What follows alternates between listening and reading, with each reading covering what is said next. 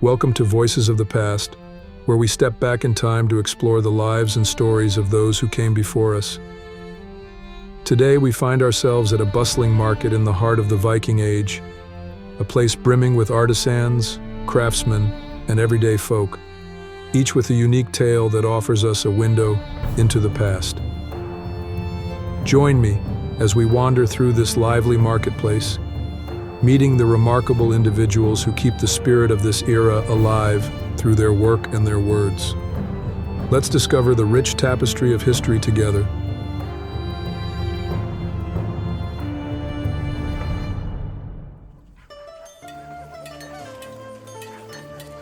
Good day. I couldn't help but notice your stall. May I ask who you are and what brings you here? Good day to you. I'm Astrid from a farm up north. I'm here to trade some of our textiles and herbs. It's lovely to meet you, Astrid.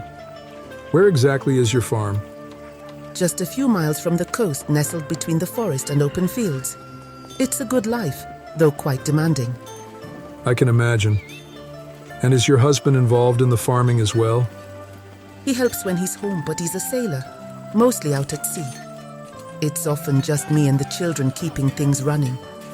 That must be challenging. How do you manage with him away so often? It's not easy, but we get by. The children are a great help, taking on more responsibilities each day. Speaking of your children, how many do you have? 3, 2 boys and a girl. They're quick learners and hard workers, all of them. They have to be living out here. It sounds like you've built a strong and resilient family. What do they think about market days like today? Oh, they love it. It's a chance to meet other children, and they always come back with stories and new friends. It's good for them to see life beyond our farm. Absolutely. It's important for the young ones to connect with the wider community. Thank you, Astrid, for sharing a glimpse of your life with us. Thank you. Good day. Your pottery is remarkable. May I ask your name and learn a bit about your work? Good day. Thank you kindly. I'm Hilda. I make these pieces from the clay we find near our village. Each one tells a story. They certainly look unique. What's the story behind this piece? That one is inspired by the spring renewal. Notice the carvings of leaves and the sun. It represents the return of warmth and growth after the harsh winter. It's beautiful. And where is your village? Do you work there alone? It's to the south by the dense woods. I work with my family, my daughters gather the clay, and my son helps fire the kiln. It's truly a family effort. It sounds like a well-coordinated operation. What does a typical day look like for you? I start early, shaping the clay while it's still cool. Midday is for carving designs, and evenings are spent finishing and sometimes selling, like today. With such a busy schedule, how do you find the time for creativity? Creativity is part of our daily life. It's in the way we solve problems, decorate our homes, even in how we tell stories. Making pottery isn't just a job, it's how we express ourselves. That's a wonderful way to view it. How important are markets like this for you? Very important. They connect us with others and allow us to share our art. It's also where we get feedback, learn new techniques, and keep our traditions alive. Thank you, Hilda, for sharing your art and insights. Good day, sir. I see you're busy with your work. May I ask what you're crafting there? Good day, I'm Bjorn. I'm making a new set of tools, axes and knives. Need to keep the village well equipped. That sounds essential. How did you learn this craft? From my father and he from his. It's been in our family for generations. You pick it up as you grow, starting with small tasks and then taking on more as you get the hang of it. What's the most challenging part of your work? Getting the balance right. A tool that doesn't feel right in the hand isn't much use. It has to be strong but also comfortable to hold and use. I can imagine the precision that requires. Do you trade these tools here at the market? Yes, we trade here. Tools for whatever else we need. Cloth, food, sometimes even jewelry for my wife. That sounds like a fair trade. How important is the market for your livelihood? It's the heart of our trading. Without it, we'd be isolated, harder to get by. It's also where we learn what's needed out there, what others are crafting, adapting our work to meet those needs. It seems like a vibrant community. How do you see your role in it? As a craftsman, my role is to support the village, keep everyone equipped for whatever they need, be it farming, building, or defending. It's about keeping the community strong and capable. A vital role indeed. Thank you for sharing, Bjorn.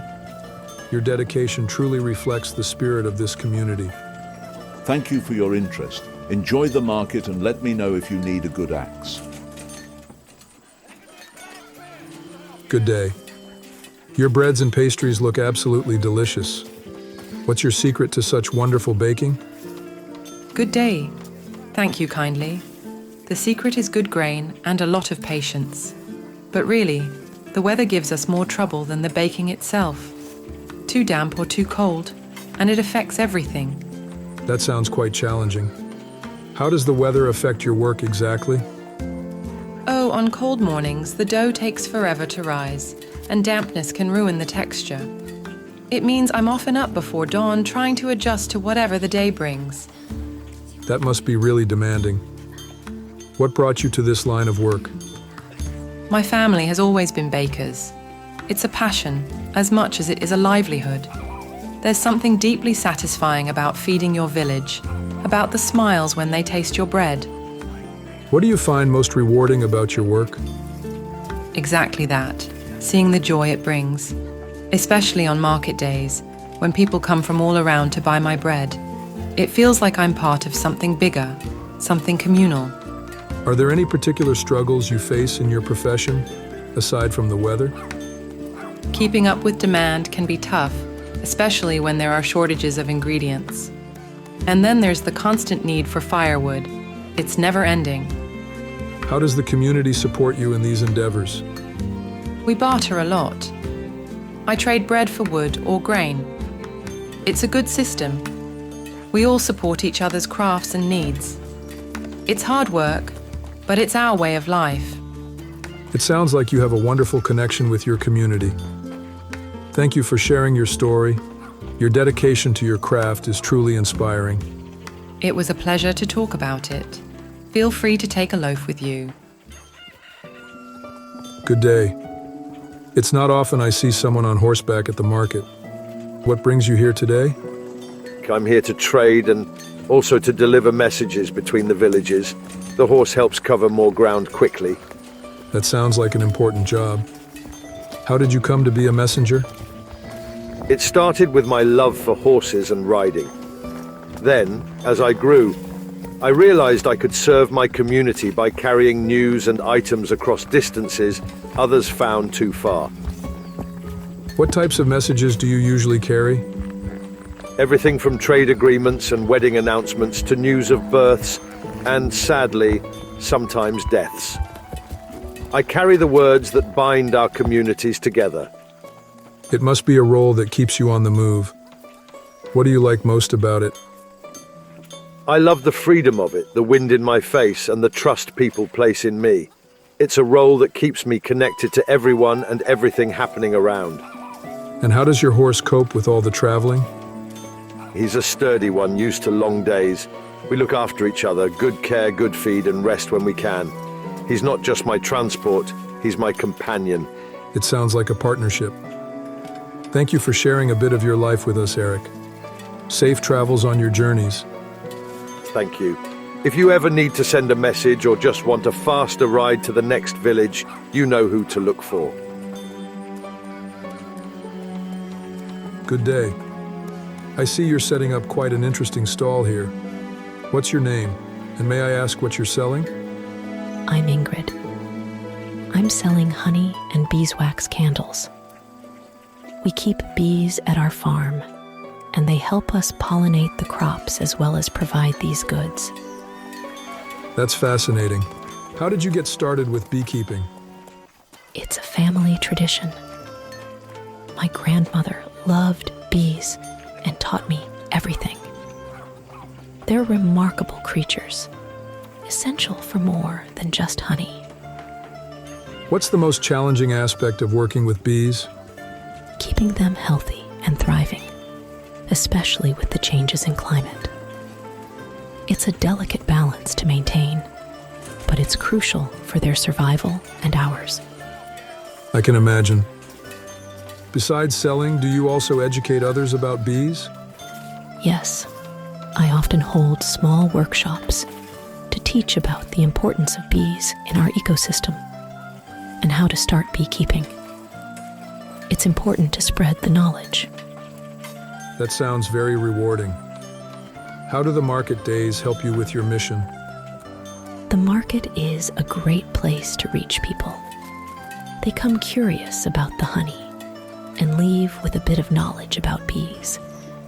It's also where I get to meet other beekeepers and exchange tips. It's clear you're passionate about what you do. Thank you for taking the time to share this with me, Ingrid. If you ever want to try beekeeping, you know where to find me. Good day. I see you're weaving something quite intricate. What are you making today? I'm making a tapestry that depicts our village's history. It's for the upcoming festival. It's a big task, but it's an honor to do it. That sounds like a significant project. How did you come to be the one responsible for such an important piece? Well, my family has been weavers for generations.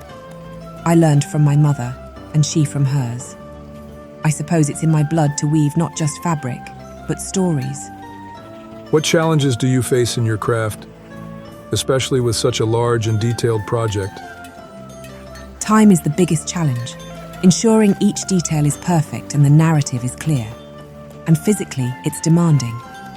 Hours at the loom can be taxing on the hands and back. It sounds demanding indeed. What do you enjoy most about weaving? I love seeing the story come to life as the threads come together. It's like painting with fabric. Each color, each thread adds a layer of depth and emotion to the tale. How do people in the village react to your tapestries? They're usually quite moved. It's a visual reminder of where we come from, the struggles we've faced, and the triumphs we've celebrated. It helps keep our history alive. That's a beautiful way to contribute to your community. Thank you for sharing your art and its impact. Your work truly enriches your community's cultural heritage. Thank you. It's fulfilling to know that my work helps connect people to our history. If you're around for the festival, you'll see the tapestry on display.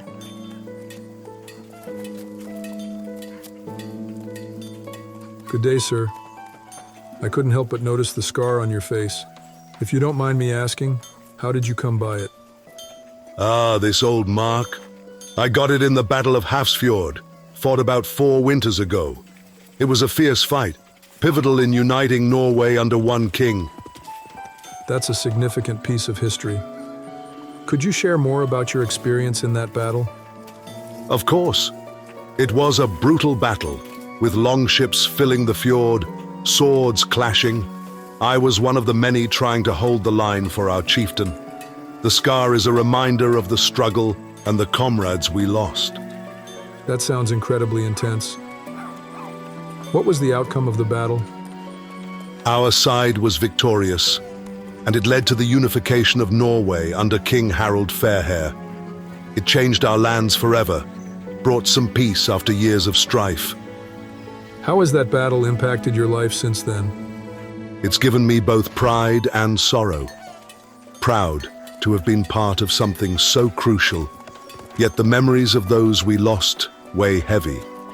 But life goes on, and we build anew on the peace that was won. Thank you for sharing that. It's a powerful reminder of how history is shaped by those who stand to defend their future. Thank you for listening. It's important we remember, so we recognize the cost of peace and the strength it takes to maintain it.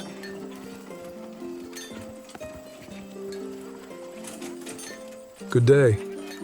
I see you're surrounded by a variety of tools and gadgets. What are you working on? Hello there, I'm Gunnar.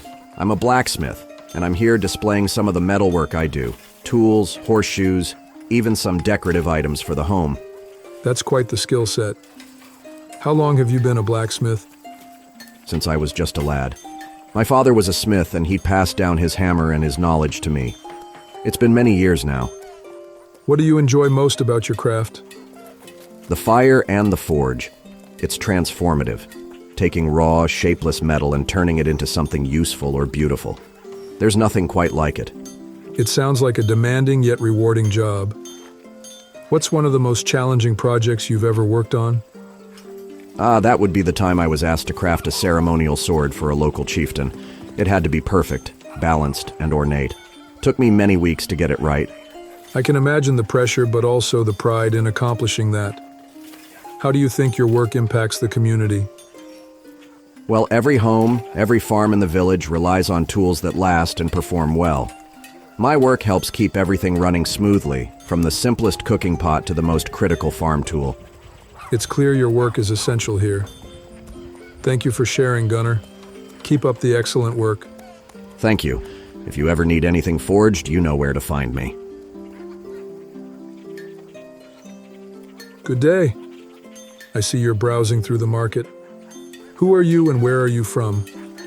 Hi, I'm from a village just beyond the northern hills. It's a quiet place, mostly farmers and craftsmen like the folks here. What brings you all the way to this market? I come for the goods, of course, but also for the news. It's not just a market, it's a gathering spot for exchanging information.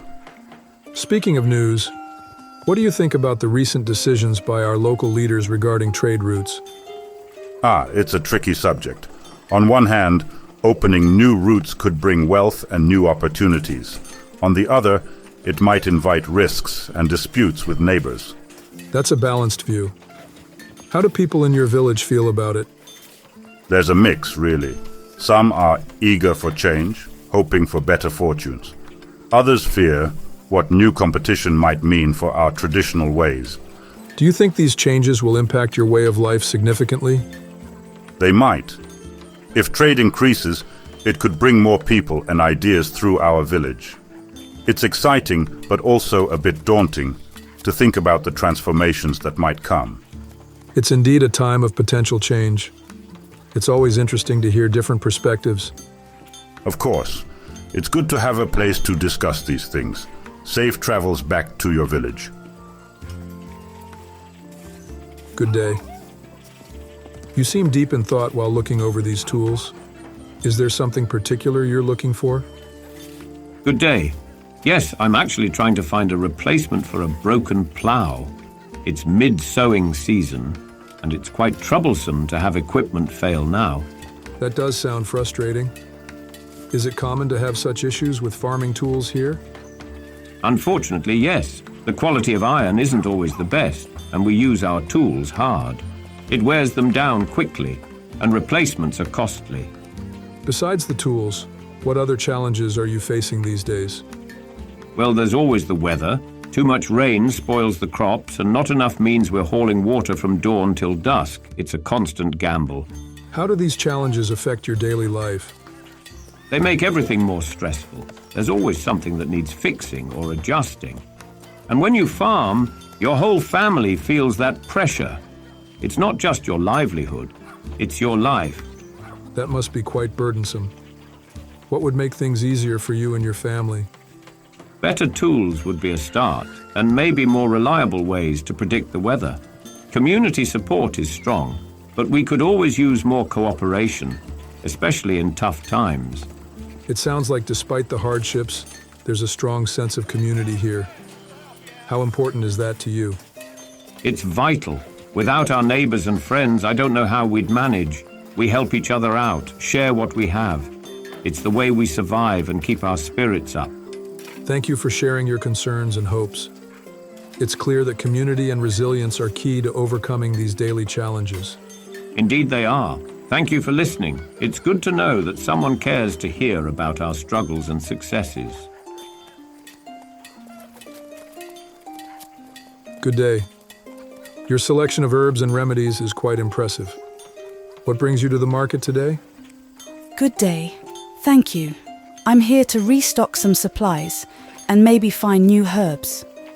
It's tough keeping everything in stock when remedies are in such high demand. That sounds challenging. What seems to be troubling people these days? What are they seeking relief from? Lately, there's been a lot of joint pain and colds going around. Maybe it's the damp weather we've been having. So I'm always on the lookout for willow bark and elderberries. How do these ailments affect your day-to-day work? It keeps me busy, for sure. Gathering, preparing, advising, it's non-stop. I often work from dawn till dusk, which leaves little time for anything else. That sounds exhausting. Is there something that could make your work easier? More hands would help. My daughter assists me, but she's also learning, and there's only so much she can do. Also, better preservation techniques for herbs would be invaluable. It's impressive how much you manage. What keeps you motivated through these long days? Knowing that I'm helping others. When someone tells me they've found relief because of my remedies, it makes all the hard work worth it.